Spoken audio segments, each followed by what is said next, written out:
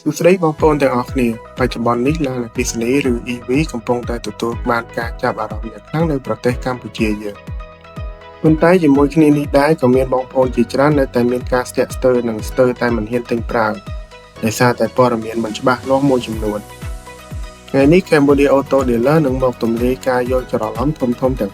5អំពីឡានអគ្គិសនីនៅស្រុកខ្មែរថាតើការពិតវាជាយ៉ាងណាដើម្បីជួយឲ្យបងប្អូនសម្រេចចិត្តបានត្រឹមត្រូវមុននឹងទិញ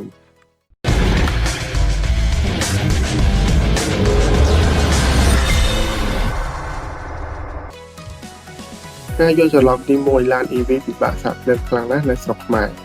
មនុស្សភាគច្រើនគិតថាតតែជិះដល់ស្ថានីយ៍សាកភ្លើងទើបសាកបានប៉ុន្តែការពិតទៅការសាកភ្លើងភាគច្រើនគឺធ្វើឡើងនៅផ្ទះខ្លួនឯងបងប្អូនគ្រាន់តែបំពាក់ home wall box charger នៅផ្ទះពេលយប់ដល់ដូចសាកចោលដល់ព្រឹកឡើងអង្គុយពេញ 100% រួចរាល់សម្រាប់ជិះជារៀងរាល់ថ្ងៃតែបច្ចុប្បន្នស្ថានីយ៍សាកភ្លើងល្បឿនលឿនក៏កំពុងតែកើតឡើងប្រងព្រាតតាមបណ្ដោយផ្លូវជាតិធំៗនិងតាមខេត្តជាច្រើនផងដែរការយល់ច្រឡំទី2ឡាន EV ជិះបានចិត្តមិនអាចជិះផ្លូវឆ្ងាយឬទៅខេត្តបានទេចំណុចនេះជារឿងអតីតកាលទៅហើយឡាន EV ចំនួនថ្មីភាគច្រើនអាចរត់បានចន្លោះពី400គីឡូម៉ែត្រទៅដល់700គីឡូម៉ែត្រក្នុងការសាកពេញម្ដង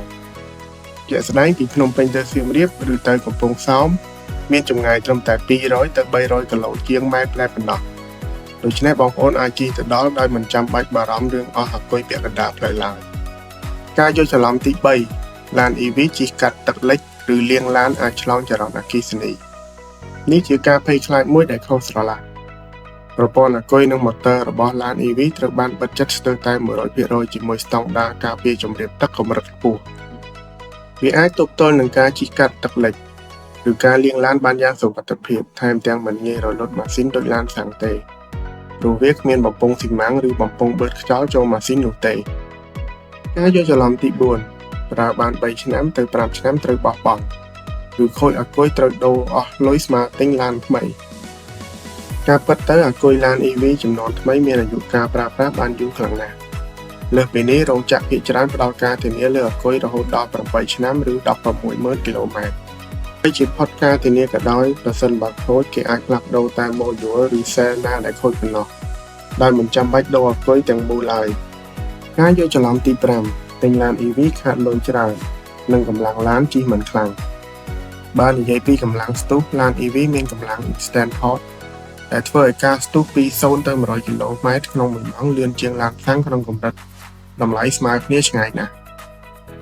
ហើយការចំណាយវិញបងប្អូនអាចសន្សំសំចៃថ្លៃថាមពលបានរហូតដល់ 60% ទៅ 70% បើប្រៀបធៀបជាមួយតម្លៃសាំងនិងមិនបាច់ចំណាយលើការដូរប្រេងម៉ាស៊ីនឬតម្រង់ប្រេងជារៀងរាល់ខែទៀតផង